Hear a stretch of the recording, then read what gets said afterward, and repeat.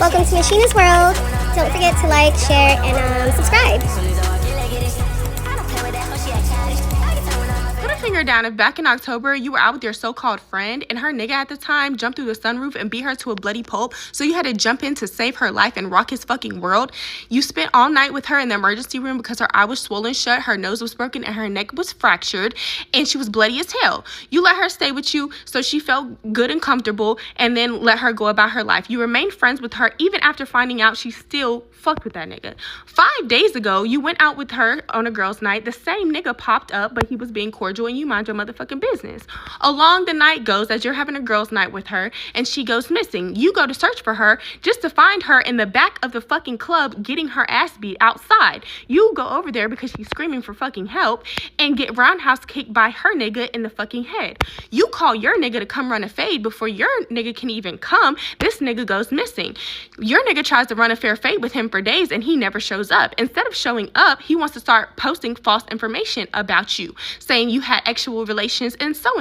You try to reach out to your friend and say, hey, what's going on? But she was active online 15 minutes before he started posting about you, and then her phone was dead for hours on hours after you tried to reach out to her.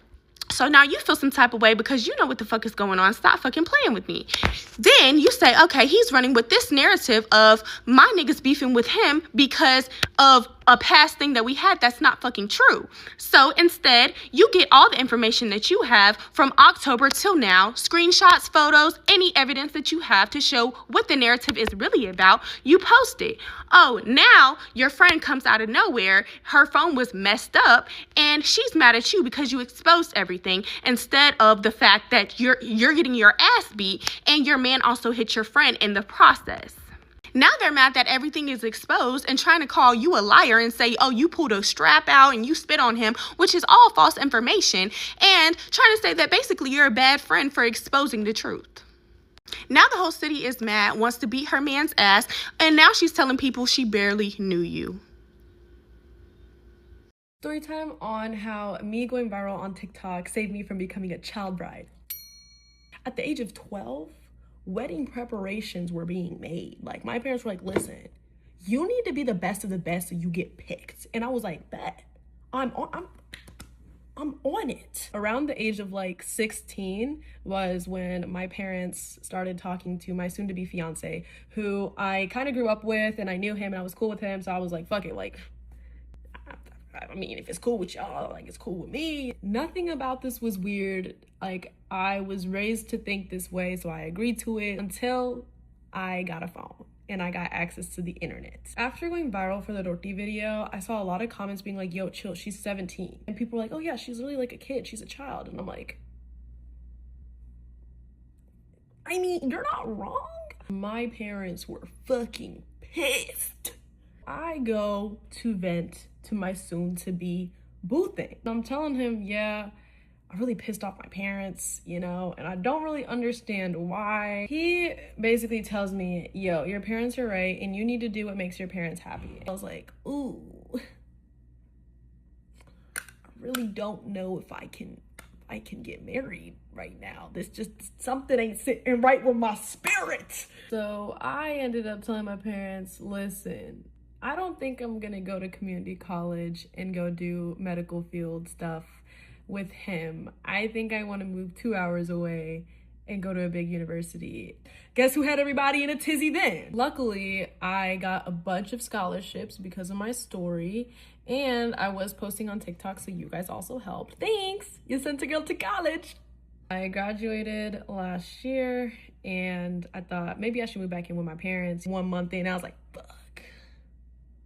This ain't gonna work. The defining moment was I wanted to go to a concert in Malta with my brother, and they were like, if you go, you're done. You're done! And then I went to Malta. I came back from Malta and we talked. They grew up with different values and morals, and I grew up with different values and morals, and we kind of just agreed to disagree.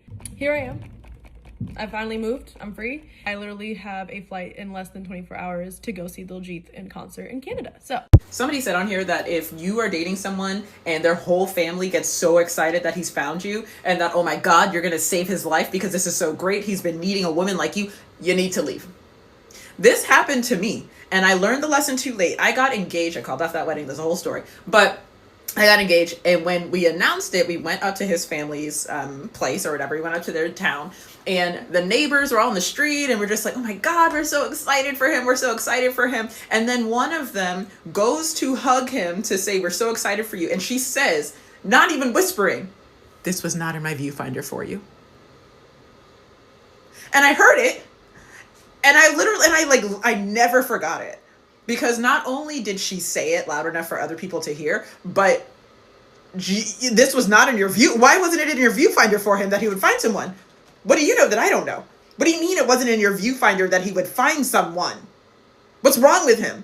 That you literally never imagined that he would find someone. Oh my God, what am I doing here? How did this happen? And I learned eventually like what she meant by this and why it's not in my viewfinder that he'll ever find anyone again. And that he was just very lucky with me. But if somebody says to you, oh my God, this is so great, you're going to be so good for him, leave. I'm going to tell you the craziest story of all time, and I'm going to come with receipts. I'm going to come with mugshots. I'm going to come with videos. I'm going to come with police reports. I'm going to come with everything that you can think of so you know that this story is real. I have my husband to my right because he's going to fact check me and be sending me the relevant videos and pictures and so on and so forth throughout this video so you can see. For legality purposes, I'm going to change some names and locations just because I don't want to cross a legal line here. But anyways, I'm going to stick as close to the facts as I can without giving people away. Okay, so we got to take it back to 2021. And in 2021, my husband and I were living in Florida. We had moved down to Florida because that's what everyone did in 2020. And we were living in an apartment at the time, and then we got engaged, and then we were ready to buy a house. We bought our first house in Sarasota, Florida, and we were super excited about it. It needed some work, which we were really excited about, so we were gonna flip it. So it's important to note that when we bought the actual house, we made our offer under asking. And pretty significantly under asking. And they took it right away. They I don't even think there was like a rebuttal there. We just like got it. And they wanted a really quick closing. And we were cool with it because we were ready to buy our first house. So everything went pretty smoothly and it got a little weird at closing. So we got to closing, and the couple that we were buying it from were like very upset. The parents were there. They were upset. The whole thing was just very weird. And we thought that maybe it was a divorce or something of that nature, or maybe a loss in the family. We didn't really know. But anyways, it was weird. Anyways, we close and we start flipping our house like right away. We're scraping off popcorn ceilings. We're redoing the floors. We're painting ourselves. Everything we're doing, the two of us, which was really fun. Don't recommend popcorn ceilings if you can afford to buy someone to remove them for you, because wow, that was a project. Anyways, but clearly we had a full-time job, so we could really only do this during the weekends, and our house was vacant from Monday to Friday. Do you see where this is going? Okay, so I got a new Amex, and to keep things simple, I just put my new home address as like the billing address, so that's where they were gonna send the new Amex card. So I get a notification that it's been delivered. So I'm like, oh, great. So I'm going to go over to the house and pick it up. So my mom and I are together that day, and we drive over to pick it up. And she was like, this will be great. You can get the card and we can check on the house while we're over there. And I'm like, yeah, you know what? That's a good idea. So we go over, and we're looking for the card, and it's nowhere to be found. Not in the mailbox, not in the front, on the front stoop. We look under the door, and I'm like, you know what? This is just weird. The card is gone. And she's like, it was probably stolen. I'm like, what? Who's going to steal it? This isn't a bad neighborhood. She's like, Emily, you think too much of people.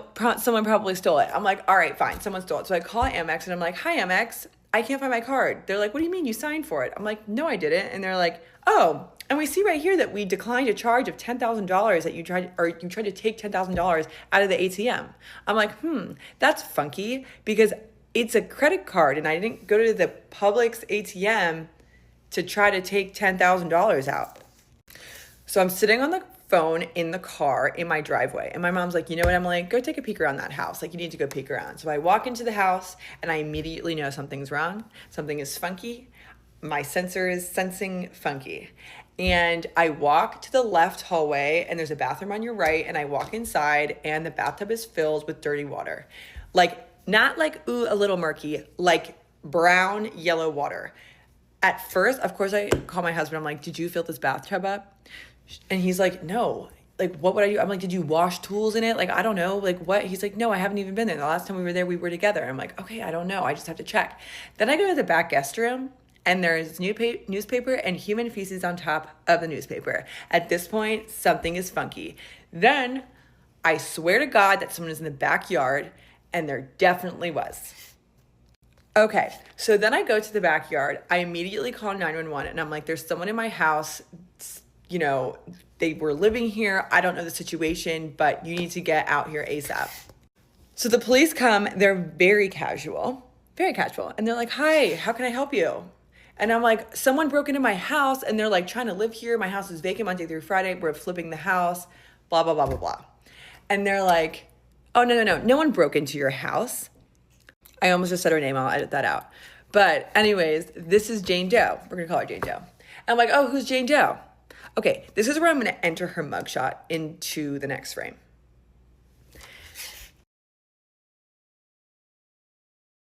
That's Jane Doe. Okay, so this is the person that was in my house. And I'm like, and I know what you're thinking. Oh, it's just a squatter. Like, this is going to be easy once you move in. No. They said, oh, no, that's Jane Doe. She stalks this house. She used to live here 20 years ago. And the house was passed down to her daughter, who couldn't escape her. So they moved to the Midwest to get rid of her.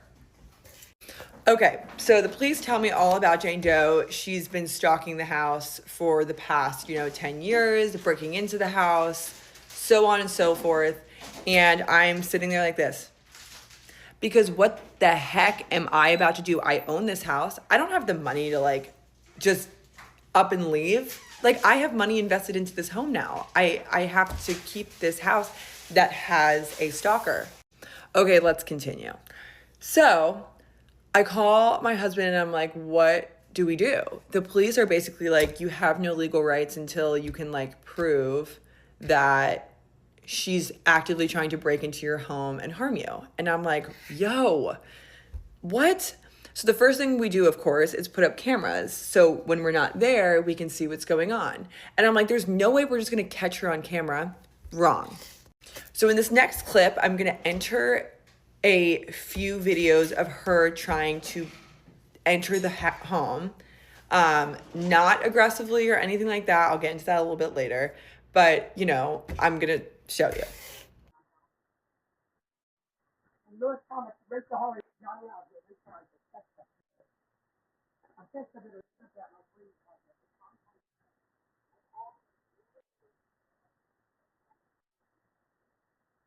You will also notice in this video that she's wearing a pair of black shoes. Those are my shoes. She took my shoes too. And she's just walking around town in my shoes.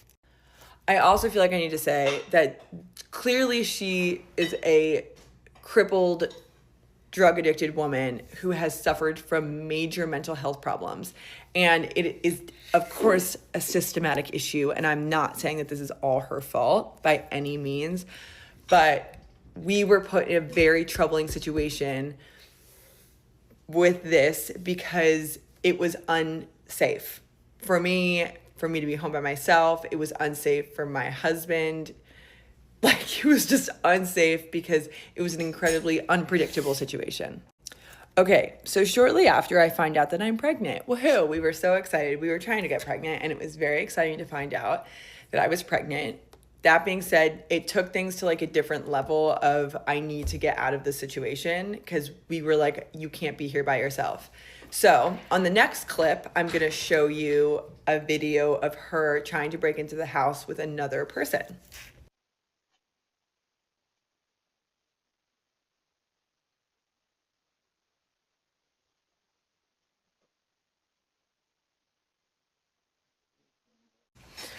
So now you're starting to see the anxiety that I had when I was living there.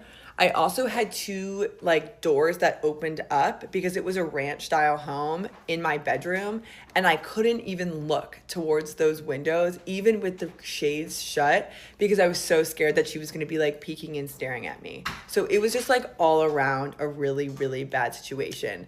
Okay, I hate to do this, and I'm going to like release them back to back, but I have to do a part 2 because I'm running out of time. So come back for part 2. Okay, welcome to part 2, my friends. So at this point, I'm married and I am living at home with my parents because I am pregnant and don't feel safe living in my own house. I will say the house was done and it was so cute. Like, I did a great job. I say I because, come on, my husband like did all the manual stuff, but I picked everything out. So Jane continues to come to the house, and clearly we get everything on video when she's coming through the front and the back door. We did not include cameras like 360 around the house because we didn't think that we needed them. Unfortunately, we were wrong. We did need them. She was we lived on it was a ranch style home, and she was crawling up the side of the house onto the roof, like yelling to the aliens. She was getting into the house because she was putting a piece of rag in between the window and the windowsill so it wasn't locking, so she was able to get in and out. So, you know, it was just no good. The neighbors would call us and be like, hey, just so you know, like, Anne broke in, we can hear her. She's like screaming about Queen Anne, or Queen Elizabeth, I'm sorry, Queen Elizabeth, not Queen Anne. God, Queen Anne, who would yell about that? They would also like call us when she would like crawl onto the roof or she was circling the house. Like, our neighbors were looking out for us, and they knew that this was an issue with the previous family. So, okay, so this is where things really started to change for me. So I was clearly pregnant at this point, and my husband and I decided to give the house a go. We did. We were like, we cannot live here anymore. Like, we will be really adamant about locking the windows. Like, we have got to like live in this house. Like, we paid all this money. We put all this furniture in it. You know, maybe if we're there, she won't come. Like, if she sees cars in the driveway, X, Y, Z. So I'm at the house by myself one evening. My husband was working as an orthopedic trauma medical device rep, so he was on call all the time, which meant like really long hours. He was like in the OR in the middle of the night, XYZ. And she came to the house, and I saw her on the camera come to the front door, and I just like stayed where I was, and I didn't call the police because, one, they don't do anything, and two, all they do is arrest her, and then they would put her in a psych ward, and then they would medicate her, release her, and then it was like, it would happen over and over again. At this point, I knew I was probably going to want to sell the house, so I didn't want to rack up a bunch of police reports. And I'm sorry if that makes me shallow, but it was just the reality of my situation. Don't judge me. Think about what you would do in my shoes. Anyway, so I see her at the front door, and then I see her go around back, and I lose sight of her on the cameras, and then I see her come back to the front, and then I lose sight of her again. Then she comes back to the front, and she's just standing there at the front door. So it's seriously like a fucking horror movie. Excuse my language, but it really is. So I go to the front door. Of course, I don't open the door, but if you see in the part 1, there's a blue front door and a glass pane on one side of the door. And I went to the glass pane. I had a knife in my hand because, like, what was I going to do? And I said to her, I do not want to call the police. Please just leave me alone. Like, please leave me and my family alone. Like, you don't live here. I live here. This is my home. And I'm really sorry that your family did this to you and you were abandoned. And I'm sorry, but like, this is my house and this is where I live. And I don't know what to do, but please leave. And she like stared at me, and I was like, I don't want to call the police. I don't want to call. And of course I'm like shaking because I'm so scared. And what does she do? She licks up the entire glass pane. She did then walk away, she like turned around and walked away, but I like she walked down the street, so I was like shaking. I think I did get into my car and I drove to my parents, and I was like, I'm never going back there ever again. Okay, so at this point, I put my investigative hat on and I drive to the police station the next day, and I said, I need you to pull every police report, because it's public record, of the home of this home that I own. And they said, okay, give us like a week and we'll send you, and you can either come pick it up or we'll send it to you. So I call every day. I call every single day. And I'm like, I need to see every single incident, what it was for the past like 20 years, and just like see what's really going on. I'm not going to include like the actual police reports because that has like the previous family's information in it. And I just like don't find it appropriate to share that. But here's what I will tell you. Let's take it back to, I think it was the 90s when she bought the actual home. And she basically was running drugs out of that home. Again, this is like a nice neighborhood. I swear, like I don't know. Anyway, she was running drugs out of this house, and apparently she messed with the wrong people, and they came to the house and they like shot up the house. And it was like an ongoing investigation. So there was no, so I couldn't even see like the rest of the details of the case, I guess, or whatever. This was from like 20 years ago. Then there were like multiple incidents of overdosing on the front lawn, not just of her, of other people. Then there was another man that she was married to, and I'm not going to include his name either, but he was in prison for attempted murder on a police officer. He tried to run him over with a car. So just like going on, and things were like all connected to the property that I owned. So after I read all of this, I, sat down with my husband and we went through it together, and we decided that we were gonna try and sell the house. Now, I know what you are thinking in your brain. You're like, how could you do this to another person? And you think that I didn't think that every day. I did. But at the end of the day, like, I had to get out of this situation, and this is the only way I could do it. So I went to a realtor and I gave her the full story. I gave her all of the police reports, the mugshots. I gave her all of the research that I had done and collected on the situation, previous homeowner situation, whole thing. And she was like, listen, like, you technically aren't doing anything illegal. You don't have to disclose this information. So we did not. And we moved up to New Jersey and we rented, and then we waited for the house to sell, and then we bought a new home once that happened. This is not something that should be celebrated at all, because it's incredibly sad, and she lived an incredibly difficult life. But she was hospitalized, I think, in 2022.